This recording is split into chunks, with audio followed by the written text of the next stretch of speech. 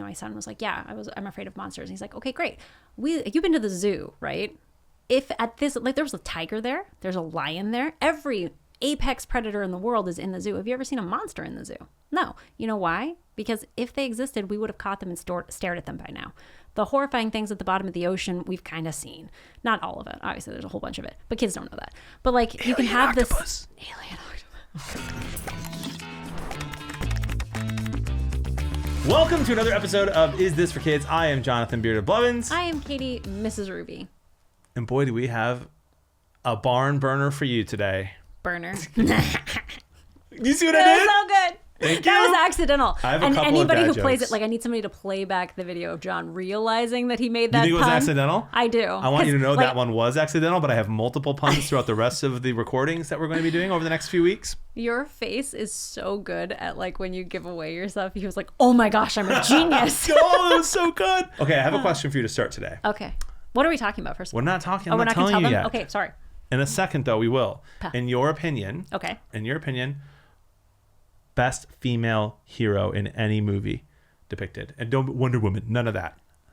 Best female hero. Lead hero. Doesn't even have to be like a hero, like a heroic character Sure. in the like I'm fighting you type of hero, but just Movie, TV show, any media? yeah, strongest lead female character in a movie, TV, whatever. Just like, yeah, you're killing it. All right, you ready for the internet to end us? I'm Or ready. at least end me?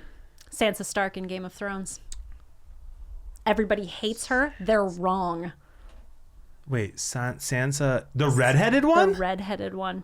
The one who ends up Queen of the North, the only person who lives up to her father's expectations of her children, the only person who thought to put away about wheat Arya? for a long winter. No, she's a garbage. She's lucky. She is a lucky little punk, is all she is. She works didn't hard. No, she didn't. What? She sat there and was like, I don't understand why I have to train for everything. How come I have to work for everything? Why don't you just give it to me as my right?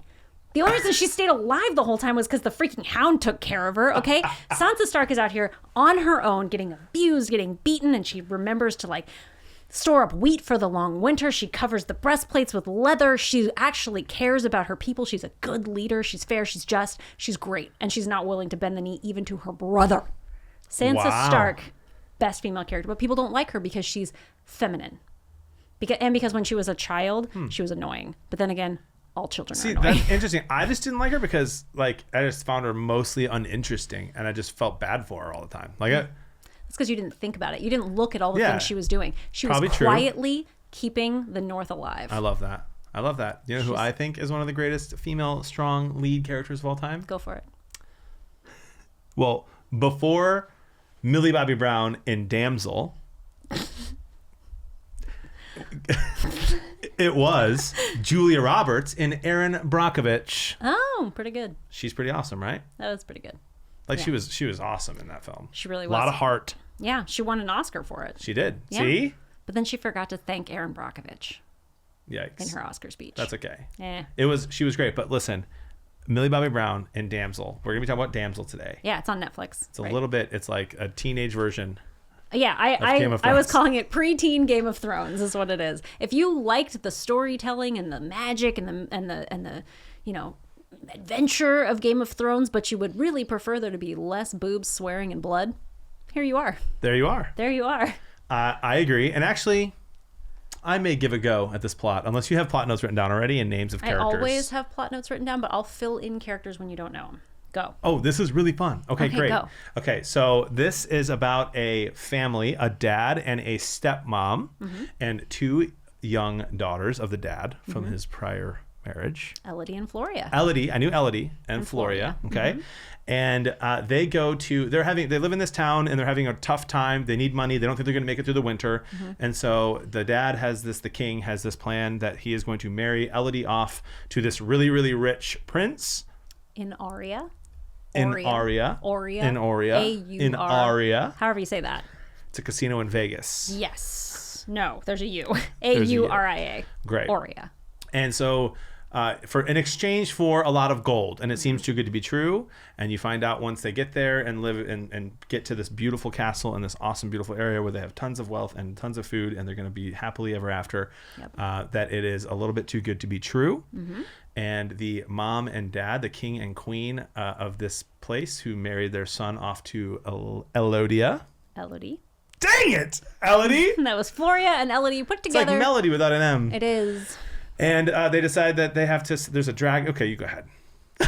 You're so much better at this than me. Dang it. So Arya has been being like kept alive or kept going for years because it's on an island that was inhabited by dragons. And the story that they tell is that the king had like defended them against the dragons and put up this treaty that as long as they gave up 3 princesses every so often, that the dragon would coexist peacefully with them. Every century. As it turns out, it's not so much that. It's that the original king had murdered her 3 daughters, her 3 baby dragons, and now she wants revenge. And so instead of giving their own children, they marry their son off to a foreign princess. They mix their blood together by slicing their hands, sort of like, divine secrets of the Yaya sisterhood. And then they throw the bride down to the dragon. And Elodie, willing to sacrifice her freedom, her marriage. She's going to marry a guy she doesn't know for the good of her people, this giant bride price. But she's not so much willing to die at the hands of the dragon for a lie. So Elodie is determined to survive. Great job. That's impressive. There you go. Because I probably watched it more recently than you did. I watched it like a week ago. No, I watched it on Saturday. Okay, good. So maybe I would have been able to continue it. Yeah, you're good. So what are your thoughts on Damsel? Okay, so this was actually a recommendation from my 11-year-old daughter. She loved this show. She thought it was so fun. She sat down with like a pen and paper and wrote a story. Like she just starts writing like her own fan fiction about this whole thing. She's going to be Elodie. She's going to write about her sister Floria and how they're going to lead the kingdom after the whole thing. It was great. Like, wow. It inspired so much creativity in her. She thought it was such a great like girl power type movie. And I agree. I thought that this was so much fun. Heck yeah, brother. It was like an action movie that had a girl theme, like a girl hero, but I don't feel like you had to be a girl to like it. Like my son, my 9-year-old son watched it as well. He enjoyed it also. So, I mean, he maybe didn't write fan fiction later, but he was really into it. Maybe he did, he just didn't tell you. Yeah, that's true. His handwriting's worse. What a heroic tale. This is the kind of movie, for those who are listening or watching or both. My daughter is 4, so a little young for this one. But these are the types of movies I cannot wait to watch with my daughter. Yeah. Like, I can't wait. You've got an awesome hero. Princess Elodie is strong. She's brave. She's loving. She's sacrificial. She's merciful. She's determined, fearless. I mean, she goes, I don't want spoiler alert, but like the things that she ends up doing, what she doesn't even have to necessarily do, and like not everyone necessarily would, are pretty incredible. The stepmom also is a really strong female character who like messes up a few times here and there, says some things that she maybe shouldn't say, but then she like is always there for the girls, which is really cool. So I absolutely loved it. I'm going to nominate this as one of the best Netflix movies I've ever seen. Give it 2 bearded thumbs up. I know. And I highly recommend this to be a movie that parents watch with their daughters, like with their sons too. Yeah, for sure. But like, this is one I can't wait to watch with my kids when they're just a little older. Yeah, this is a great family movie night movie. There's not really anything in there to be concerned about. You're not going to have any like scary conversations later. There's, I don't think, any swearing. If there is, it's maybe it's very mild. Like nothing, not like barely anything. There's no sex, there's no drugs, there's no drinking at all.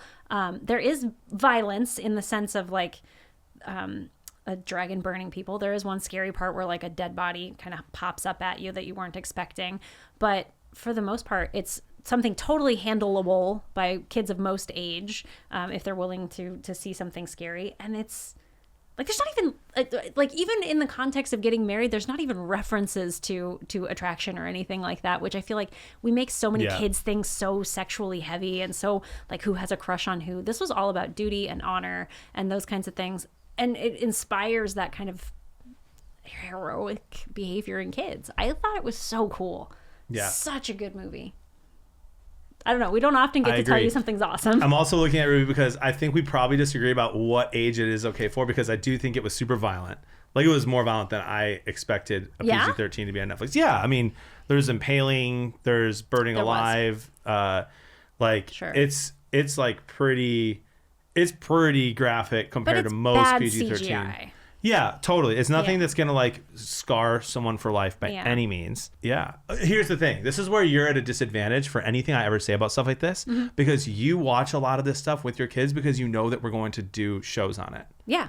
right? And you know the type of parent you are is that you love to have great conversations with your kids about all this type of content. And if they see something that they maybe shouldn't, you're like, well, we can have a conversation about it, and that's how we parent. And that's, I think, a really good thing. Yeah. And then like my take is if you don't get to be counted in this because you are watching these with your kids for content, I'm like, if your 10-year-old needs to watch this and your 10-year-old has seen way too much content, because there's a lot of movies out there that are like for 10-year-olds and there's no way they've seen all of them.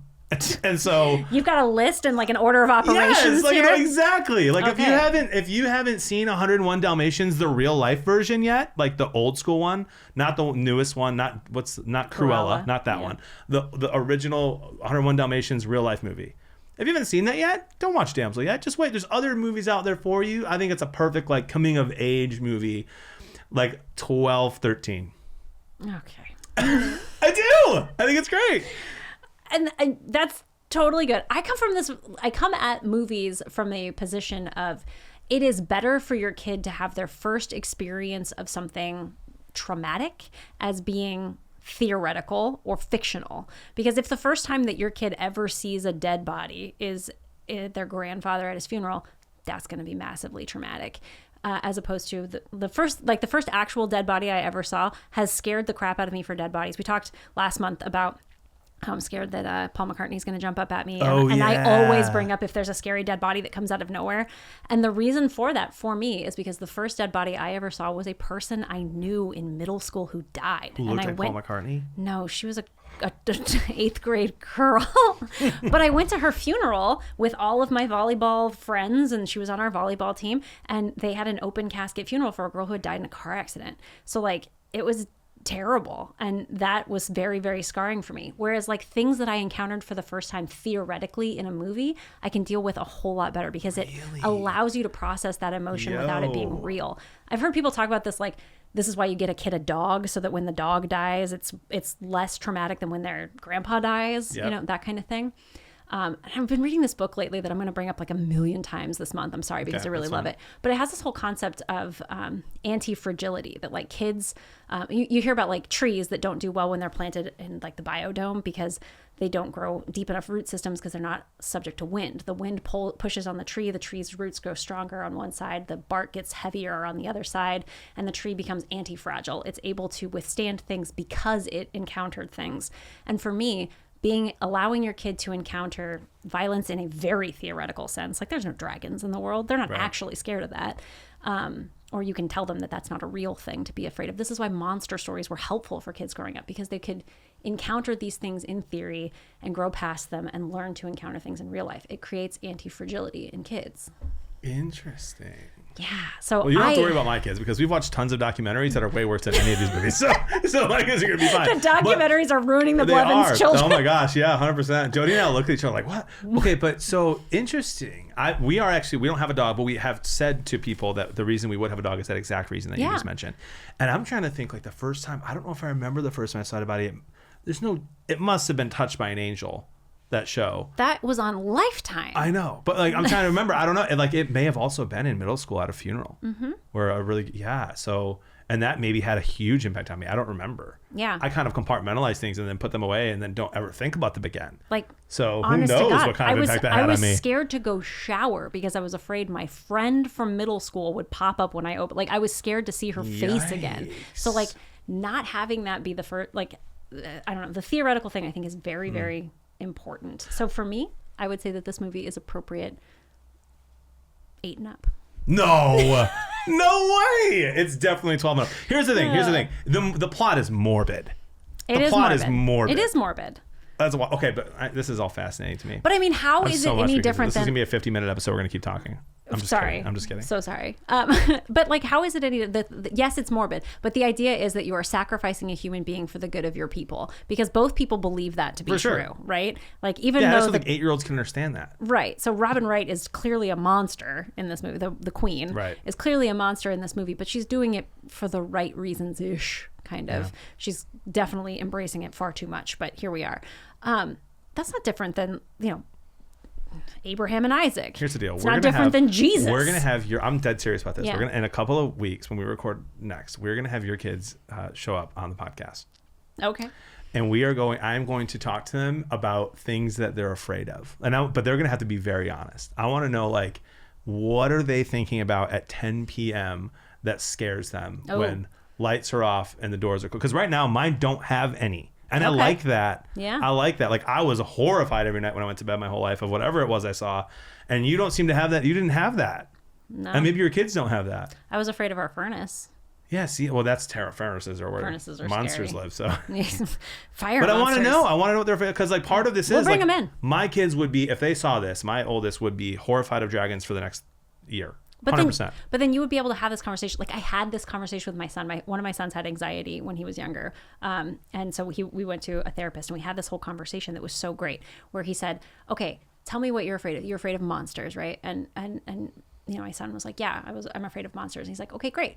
You've been to the zoo, right? If at this, like, there's a tiger there, there's a lion there, every apex predator in the world is in the zoo. Have you ever seen a monster in the zoo? No. You know why? Because if they existed, we would have caught them and stared at them by now. The horrifying things at the bottom of the ocean, we've kind of seen. Not all of it. Obviously, there's a whole bunch of it. But kids don't know that. But, like, you can have this... Alien octopus. Oh, God.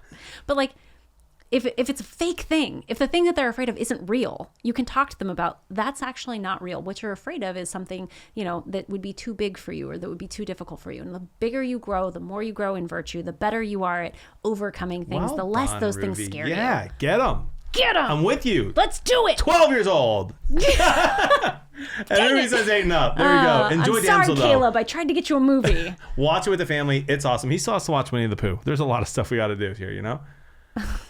If you want to give us any feedback at all, you can go to isthisforkids.com, find all of the places that you can listen to the podcast. Go to our Instagram, go to YouTube.